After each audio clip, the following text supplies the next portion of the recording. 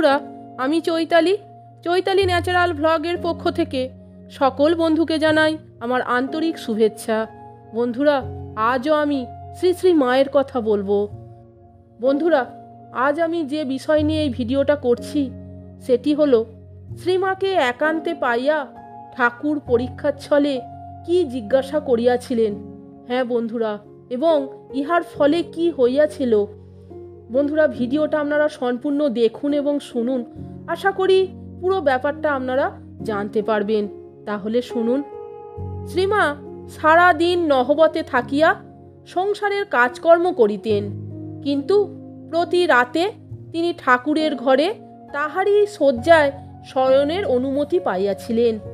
ইহারই এক সময়ে শ্রীমাকে একান্তে পাইয়া ঠাকুর পরীক্ষার ছলে জিজ্ঞাসা করিয়াছিলেন, কি গো, তুমি কি আমায় সংসার পথে টেনে নিতে এসেছ?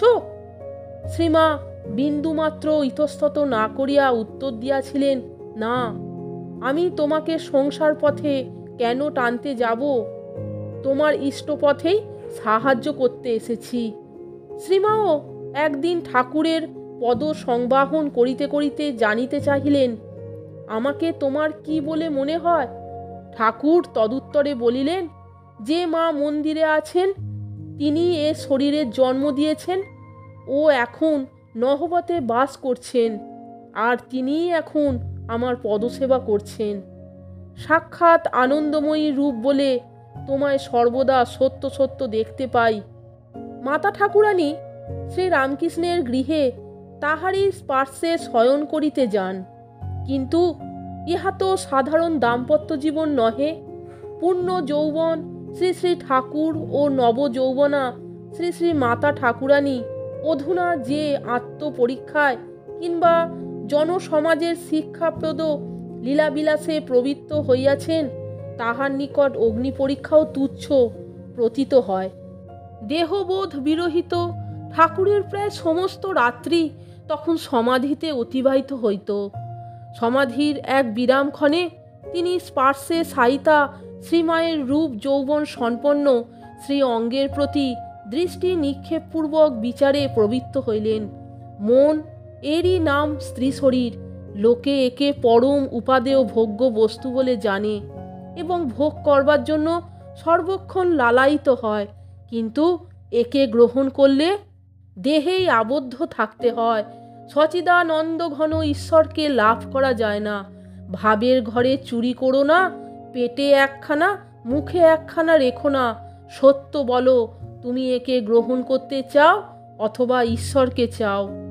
যদি একেই চাও তো এই তোমার সম্মুখে রয়েছে, নাও। এইরূপ বিচারপূর্বক ওই অঙ্গ স্পর্শনের জন্য হস্ত প্রসারিত করিবা মাত্র মন সহসা কুণ্ঠিত ও উচ্চ সমাধিপথে ধাবিত হইয়া বিলীন হইয়া গেল। সে রাত্রে আর সাধারণ ভূমিতে নামিয়া আসিল না। পরদিন বহুক্ষণ ঈশ্বরের নাম শ্রবণ করাইয়া তাহাকে ব্যবহারিক জগতে নামাইয়া আনা সম্ভব হইল। শ্রীমা একাধিক্রমে 8 মাস ঠাকুরের সঙ্গে এক শয্যায় শয়ন করিয়াছিলেন। তখন ঠাকুরের মন যেমন ঊর্ধ্বলোকে বিচরণ করিত, মায়ের মনও তেমনি এই আরাধ্য দেবতার ধ্যানেই নিমগ্ন থাকিত। সুতরাং কাহারও মনে ভোগ স্পৃহার অবকাশ ছিল না। এইভাবে দিনের পর দিন, মাসের পর মাস শ্রীমাকে অতি নিকটে থাকিতে দিয়া ঠাকুর তাহার মধ্যে বিন্দুমাত্র ভোগেচ্ছা দেখিতে পান নাই। তাই পরবর্তীকালে ভক্তদের নিকট এই পবিত্রতা স্বরূপিণীর মহিমা জ্ঞাপন করিয়া বলিয়াছিলেন, ও অর্থাৎ শ্রীমা যদি এত ভালো না হতো, আত্মহারা হয়ে তখন আমাকে আক্রমণ করত, তাহলে আমার সংযমের বাঁধ ভেঙে দেহ বুদ্ধি আসিত কিনা কে বলতে পারে। বিয়ের পর মাকে ব্যাকুল হয়ে বলেছিলাম, মা, আমার পত্নীর ভেতর থেকে কাম ভাব এককালে দূর করে দে। ওর সঙ্গে একত্রে বাস করে এই কালে বুঝেছিলাম মা সে কথা সত্য সত্যই শুনেছিলেন। তাহলে বন্ধুরা, ভিডিওটা আপনারা সম্পূর্ণ দেখলেন তো এবং শুনলেন তো ঠাকুর শ্রী রামকৃষ্ণ এবং শ্রী শ্রী মায়ের কথা। আমি সংক্ষেপেই আপনাদের কাছে উপস্থাপনা করলাম। বন্ধুরা, ভিডিওটা যদি আপনাদের ভালো লাগে তাহলে একটা লাইক, কমেন্টস এবং আমার চ্যানেলটিকে সাবস্ক্রাইব করে আমার পাশে থাকবার অনুরোধ করলাম। এই রকম আরও অনেক ভিডিও পেতে বন্ধুরা প্লিজ আমার চ্যানেলের ভিডিওগুলো আপনারা একটু দেখুন। আশা করি আপনাদের ভালোই লাগবে।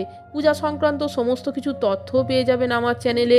এছাড়া ঠাকুর শ্রী রামকৃষ্ণ, শ্রী শ্রী মা স্বামী বিবেকানন্দ আমি অনেক ভিডিও উপস্থাপনা করেছি বন্ধুরা, এখনও করছি। বন্ধুরা প্লিজ আমার পাশে থাকুন, আমার চ্যানেলটিকে সাবস্ক্রাইব করে আমার পাশে থাকুন। আপনারা সকলে ভালো থাকবেন, সুস্থ থাকবেন। আমি আবার আসছি পরের দিন অন্য কোনো ভিডিও নিয়ে। ভিডিওটা সম্পূর্ণ দেখার জন্য আপনাদের আমি অসংখ্য ধন্যবাদ জানাচ্ছি।